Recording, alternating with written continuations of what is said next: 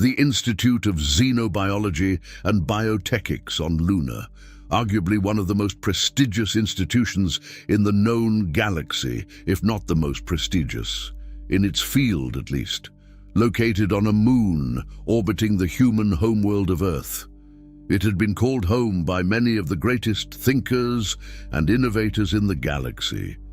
It was and still remains a place where all species gather to learn and advance their knowledge of each other together. Humans, though unusual at first, are truly fascinating beings. Having evolved on a high-gravity world, their physiology has been studied thoroughly by many. According to the standard measurement system, Earth's gravity is 2.21 standard gravity, while the gravity on my planet is only 1.98 times the standard gravity. Since the institution orbits around Luna, as opposed to being on the surface of the moon, gravity can be altered by chaining the rotation speed of the station. The SG is held at exactly 2 p.m. Naturally, I feel completely comfortable at this gravity. Most other species' comfortable range goes from 1.7 to 2.2 SG, the humans, of course, being at the very top. Now, why would I write something so widely known, something every child, pup or hatchling learns in their early education? Well, because I was apparently wrong about the human SG tolerance. A few days ago I was in class, and that day we had a class focused on human physiology and morphology. Our professor, also being an Earthborn human, entered the classroom. I'm saying Earthborn with a reason. You will find out later why this is.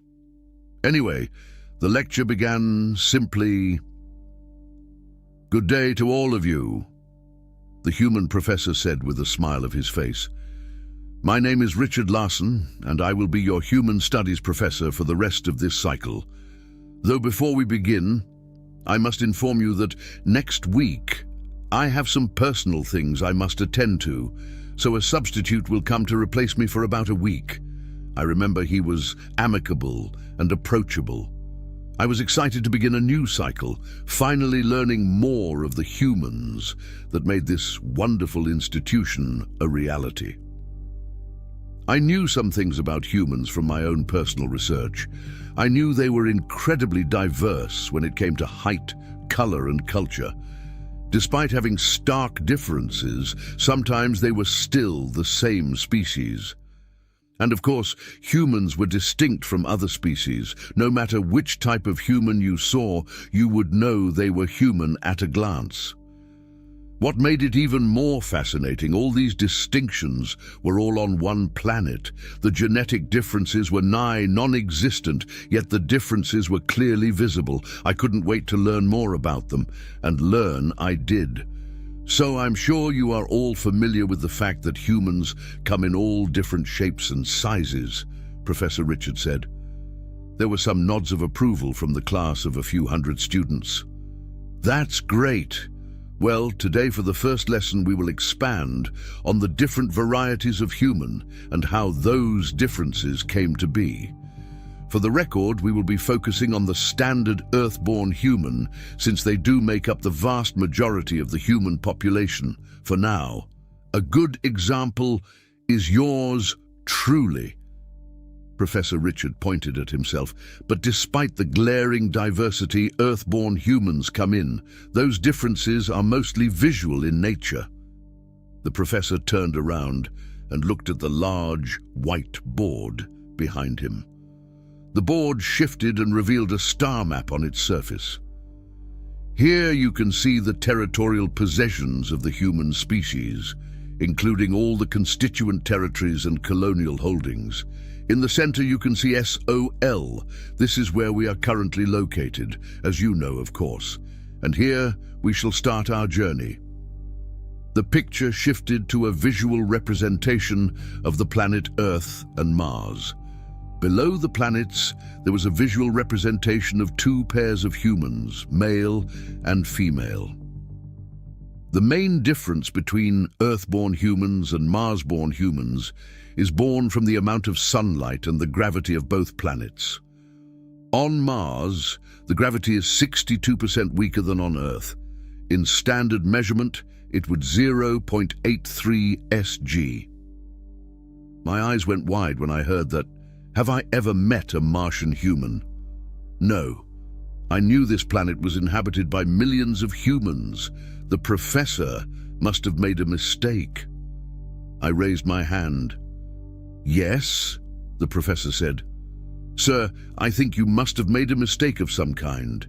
It is simply improbable a human would survive long-term on a planet with such low gravity. The bones would degrade and the muscles would atrophy. The gravity must be higher. To my knowledge, Mars is one of the most populous planets after Earth. The professor nodded. Well, you are correct in the health aspect of that.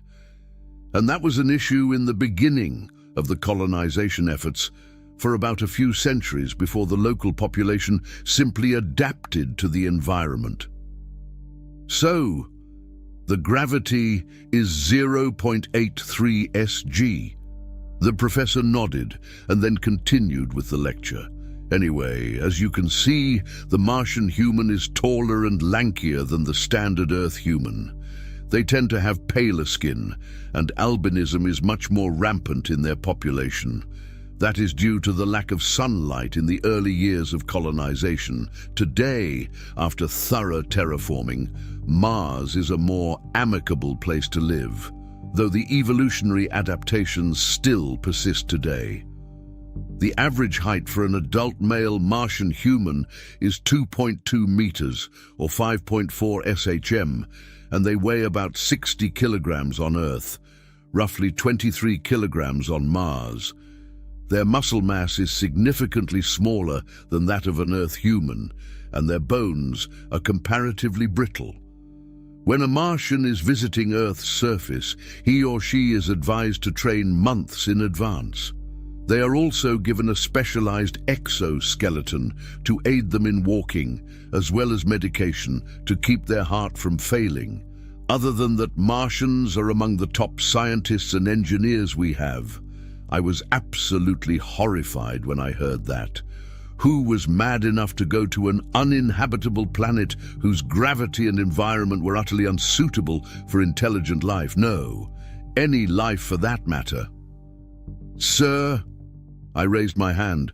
Why haven't you humans chosen a planet more suitable for colonization? I assume since this was one of the first planets you colonized, you had no access to advanced terraforming technology. And the gravity, why not choose a planet more in line with what is comfortable with humans? The professor stared at me blankly for a few moments before replying, We humans are an ambitious bunch. Hence, when the opportunity presented itself, some humans went there to make a new life for themselves. You can find a lot of literature focusing on the history of the early stages of human space travel and colonization, if you are interested. Anyway, ... The professor continued with his lecture. For a good 30 minutes, I couldn't even listen as he listed off some of the other types of humans found in various colonies across human space. Thankfully, not all of them were extreme as the Martian humans. My mind was still processing the Martian human and their course of expedited evolution. The whole thing was utterly insane to me. Then he finally came to the last type of human. And finally, we have the Laconian human. The professor said as the screen on the whiteboard showed a rather large, dry and rocky planet. Beneath were a pair of humans, male and female. Like in all of the ones before, they were contrasted to the Earth human. These humans I saw were much shorter yet much bulkier than any of the previous ones. The Laconian human is by far the least populous. They came into being in the last 1,500 cycles after being exposed to by far the most extreme environment known where a human can live without any special equipment. I gulped at that statement. The planet LX-2563, or colloquially known as Laconia, is a rocky exoplanet which is mostly dry, save for a small ocean on the northern pole of the planet. It is twice the size of Earth in circumference and has a gravity of 2.1 Gs, or roughly 4.4 Sg. I coughed, nearly choked on myself. I could see the other students, other than a few humans present, also go pale at the statement. 4.4 standard gravity. No intelligent being is known to survive on such worlds, none. How haven't I heard of this before is beyond me. The professor paused for half a minute to give us a reprieve. It seems like this isn't the first time he got this kind of reaction. So, the average Laconian human male stands at a height of 1.4 meters and weighs 120 kilograms on Earth, or around 240 kilograms on Laconia. Their muscle mass is much higher than that of a standard Earth human. Their muscle fibers are also much more dense, giving them immense strength, even on the gravity in which they live in. Their bones are thicker and much more dense as well. Their cardiovascular system is significantly stronger than the standard Earth human. Their heart is 45% larger than a standard Earth human. The professor paused.